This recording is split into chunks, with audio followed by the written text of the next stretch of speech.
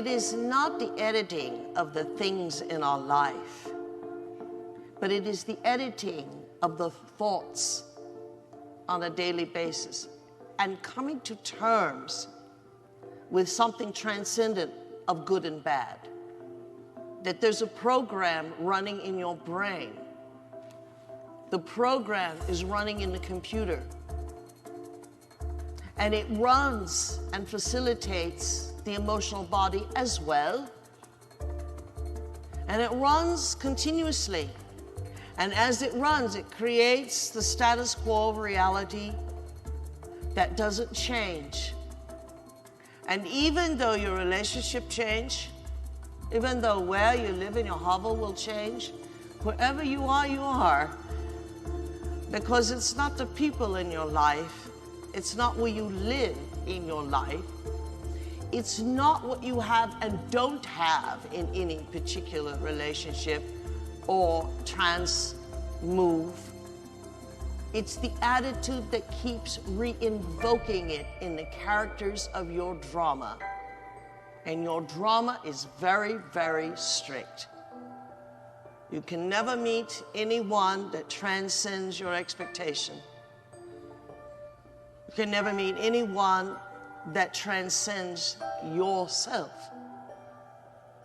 And so the self is explored in fragments and characters of other people.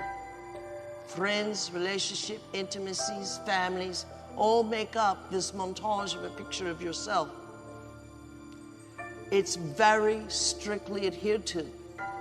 So change cannot happen when one holds together that reality within one's life is not based upon the people, places, things, times, and events, but rather upon the attitude of the entity who uses all of this to know itself. If the attitude doesn't change, neither will the parameters of one's life, the degrees of one's affection, the degrees of the lack of affection, the degrees, large and small, of success in all measures, whether that measure is in human relationships on an intimate level, on a parental level, on a sibling level, upon a family unit level, upon a work environment level. There are strict rules of your reality, like it looks like a box. And you're only a wall away from a whole other different reality of someone else. And yet a wall away, you never meet them.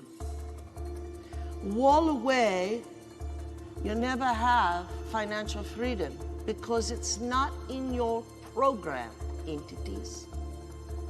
It's not in your attitude. Because as much as you whine about wanting financial freedom, you are the cause that undermines the lack of why you don't get it. You may live next door. A thin veil away from radiant health while you are suffering the ravages of age and attitude. Self-inflicted. The body becomes old because the attitudes are not fresh. They have worn the body out, along with the people who come and go transient, that are born and die in your life.